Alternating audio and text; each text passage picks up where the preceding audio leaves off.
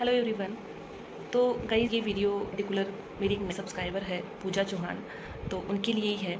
तो आप लोग स्किप कर सकते हैं इस वीडियो को। तो आपने मुझे कमेंट किया था पूजा, और मैं आपसे इतना रिलेट कर पाती हूँ क्योंकि सेम जिस सिचुएशन में आप हैं उसमें मैं भी थी एक टाइम पे। मैं आपको पहले एक बात बोलूँ कि सबकी लाइफ एक जैसी नहीं होती, सबकी जो किस्मत होती है वो एक जैसी नहीं होता है। तो मैं सिर्फ अपने पर्सनल एक्सपीरियंस से आपको बताऊंगी कि जैसे मेरा जो फर्स्ट ग्रुप था वो मेरा शादी से पहले ही क्लियर हो गया था। मतलब मैं एग्ज़ाम दी थी नवंबर में, देन दिसंबर में मेरी शादी हो गई थी, जनवरी में मेरा रिजल्ट आया था और मैंने क्लियर किया उस टाइम पे फर्स्ट ग्रुप, ठीक है। और अपने सीए फाइनल में फर्स्ट ग्रुप को सेकंड ग्रुप के कंपैरिजन में मतलब टफ मानते हैं, आपको पता हो। तो मुझे लगा कि चलो अब तो मेरी शादी हो गई है और सेकंड ग्रुप ही तो क्लियर करना है, सेकंड ग्रुप अपन अच्छे से क्लियर कर लेंगे। तो मैंने जैसे कि फिर सेकंड ग्रुप का मैंने प्रिपरेशन स्टार्ट कर दी। शादी के बाद में कुछ चीज़ें समझने में ही मुझे टाइम लग गया। तो आप यकीन नहीं करेंगे कि मुझे एक या दो एक अटेम्प्ट तो मैंने स्किप ही कर दिया था आफ्टर मैरिज। मई वाला मैं नहीं दे पाई थी और उसके बाद आ गया था कोरोना। मैं आपको हकीकत बता रही हूँ, अब आप आइडिया लगा लेना मैं कब की बात कर रही हूँ। फिर कोरोना आ गया था और फिर वो एग्ज़ाम कभी जुलाई में हो रहे थे, ऐसा कुछ हो रहा था। उस टाइम पे फिर मैंने क्लासेस वगैरह मंगवाई थी। और आप समझ पा रहे हो, कोस्टिंग और इसका और डीटी आईडीटी, तो चारों सब्जेक्ट बड़ी लेंदी हो जाती है। और उस टाइम इसका थी ना, तो मैंने स्वप्निल सर की इसका मंगवाई थी। और अब मेरे पास इतना टाइम नहीं था कि मैं अटेम्प्ट दूँ और चारों सब्जेक्ट करके दूँ। तो मैंने सोचा कि अपने एग्जामिशन के लिए जाते हैं, मोस्टली बच्चे यही गलती करते हैं। तो मैंने भी इसका के लिए मैं गई थी और इसका में मेरे 58 मार्क्स आए थे उस अटेम्प्ट में। और मैं बहुत ज़्यादा डिसअपॉइंट हो गई थी क्योंकि 3 सब्जेक्ट की भी मैं प्रिपरेशन नहीं की, सिर्फ इसका के पीछे गई, 58 मार्क्स मेरे आए। और इसका में बच्चे फेल होते थे, आपको पता हो तो। चलो ठीक है, कोई बात नहीं। फिर इसका उसी अटेम्प्ट से हट गया और फिर नेक्स्ट फिर मैंने सोचा कि चलो इसका हट गया, अब आ गई अपने, अब बच गया अपने वो डीटी आईडीटी और एससीएमपी थी अपने। और एक सब्जेक्ट और थी, वो मुझे याद क्यों नहीं आ रही है, कुछ तो थी। चलो ठीक है, कोई बात नहीं। फिर उसके बाद में 4 सब्जेक्ट ही थी अपने टोटल, ये मान के चलो। हाँ, अपने इकोलो आ गई थी, आपको पता हो तो।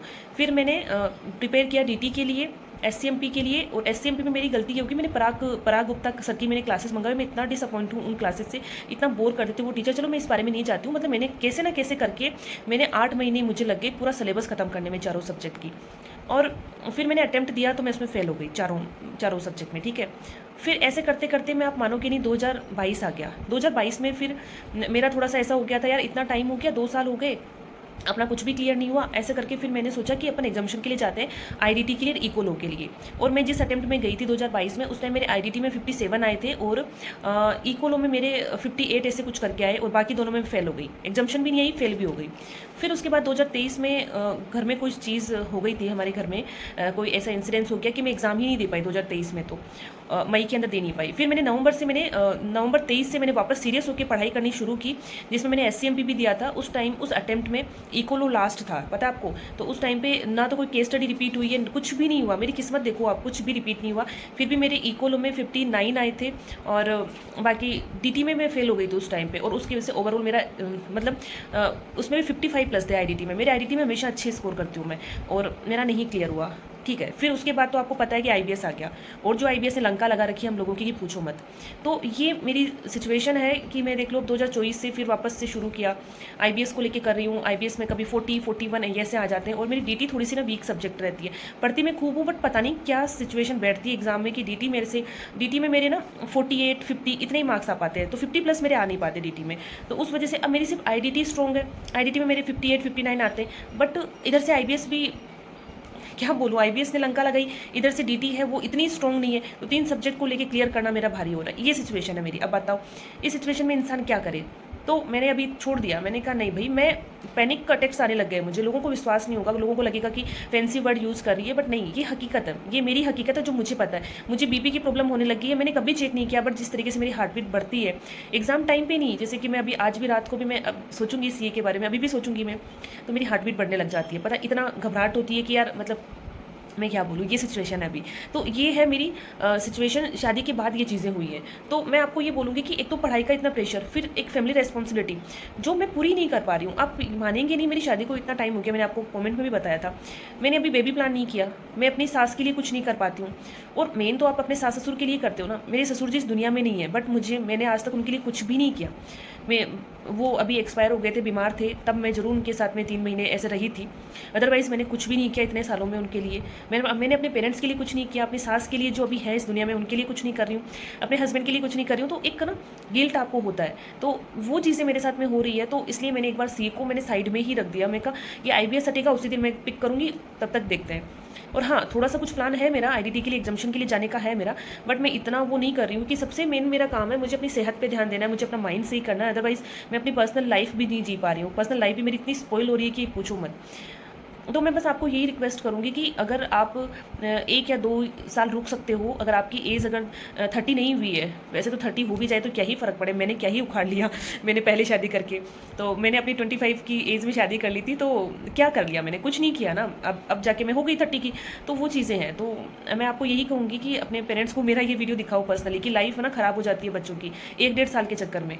मुझे खुद को फील होता है कि यार शायद उस टाइम पे मतलब कि शादी नहीं हुई होती तो 1 साल में तो क्लियर हो ही जाता सेकंड ग्रुप। बाकी तो देखो नसीब में जो चीज़ें लिखी है ना वो होनी ही है। क्लियर होना होता है वो शादी के बाद भी क्लियर हो जाता है, नहीं क्लियर होना होता तो पहले भी नहीं होता, वो चीज़ें हैं। बट अगर आप मेरे से पूछो तो मैं तो आपको ये कहूँगी, अपने घर वालों को थोड़ा सा समझाओ। अगर अभी आपकी एज है, 1 साल लेट से कोई बात नहीं, कर लेना, शादी तो करनी है ऑफकोर्स करनी, बट अपने 100% मैं बताऊँ ना, इतना आप उस चीज़ में खो जाओ पढ़ाई में। मुझे पता है पढ़ाई में कमी नहीं रख रहे हो, अगर आपके 140+ मार्क्स आ रहे हैं तो मैं आपको एकदम आपसे रिलेट कर पाती हूँ कि आपने बहुत अच्छी पढ़ाई की है। मुझे अच्छे से पता है पूजा, आप ये मत सोचना कि मैं ये सोच रहा आप नहीं पढ़े हो, क्योंकि मुझे पता है मैंने एग्जाम दिया है। और अभी जनवरी वाला तो वाट लगा दी यार बच्चों की, क्या पेपर आए थे, तीनों एक से बढ़कर एक पेपर आ रहे हैं। क्या कर रहे हैं ये आईसीआई वाले, एक पेपर पहले ये होता था एक पेपर ऐसा अजीब सा आता था, आजकल तीनों पेपर अजीब से आ रहे हैं। जैसे से लेवल बढ़ रहा है, मतलब क्या कर रहे हैं आईसीआई नहीं समझ में आ रहा। बट आईसीआई को तो ब्लेम नहीं कर सकते, जब फाइनल लेवल पे अपन आए हैं। अभी तो यार ऑडिट देखना, आप ऑडिट करोगे तब कैसी हालत होगी। तो वही है, शादी के उसमें फंस के सामने वाले की ज़िंदगी और ख़राब कर दोगे आप। मैं खुद मानती हूँ मेरी वजह से मेरे हस्बैंड की, मेरे जो इन लॉज है, सबकी ज़िंदगियाँ उथल पुथल हो चुकी है। और इस चीज़ का ब्लेम मैं आईसीआई को दूंगी, मैं खुद को भी नहीं दूंगी, क्योंकि मैंने अपनी जो है ना, मैं जितना हार्ड वर्क कर सकती थी ना उतना मैंने किया है। आपको मैंने बता दिया मेरी जो जर्नी है 2022 से लेके अभी तक की कितनी सीरियस जर्नी मेरी रही है, पता आपको। तो आप समझ गए होंगे मैं आपको क्या बोलना चाहती हूँ। और अपने पेरेंट्स को भी ये बात समझाना कि एक लड़की के लिए बड़ा मुश्किल हो जाता है भाई, मानसिक संतुलन खो जाता है। और उस टाइम पे आप क्या कर लोगे अपनी बेटी के लिए। आज मेरे पेरेंट्स क्या करेंगे मेरे लिए, बेचारे दिल दुखाते हैं, रो लेंगे मेरे लिए कि मेरी हमारी, सॉरी मेरा फ़ोन डिस्चार्ज हो गया था। और कुछ चीज़ें पूजा अगर आपको अजीब लगे, कुछ आपको लगे दीदी बहुत, मैं रियलिटी बोल रही थी, जो भी था रियलिटी थी। और समझना। और फिर हमारी जो कास्ट होती है वो बहुत अलग होती है, बहुत ज़्यादा उम्मीदें होती है हमारी कास्ट के अंदर। और अगर आप उस उम्मीदों पे खरी उतरने की कोशिश करोगे ना तो आपकी स्टडी सफ़र करेगी। दोनों ग्रुप है यार आपके, और अगर आप उनकी बात नहीं मानते हो तो आप सफ़र करोगे, आपको बहुत बुरा लगेगा, सच बता रही हूँ। मेरा पर्सनल एक्सपीरियंस है और इतना बुरा रहा है ना, मतलब कि इंसान की ये हालत हो चुकी है कि ना तो मतलब होता ना, अब तो ये इच्छा होती है कि ये ज़िंदगी ख़त्म हो जाए, क्यों हम इस लूप में फंसे हुए। क्योंकि अपन सीए छोड़ के भी सुखी नहीं रहेंगे, ये हकीकत है। सीए अपन छोड़ भी दिए ना तो अपन ज़िंदगी में दुखी ही रहेंगे, और छोड़ा भी नहीं जाएगा, ये हकीकत है। तो बस मैं ये बोलूँगी अपने एफ़र्ट्स लगाओ, जितने लगा सकते हो उतने एफ़र्ट्स लगाओ यार। शादी से पहले क्लियर करो, ठीक है, बाय।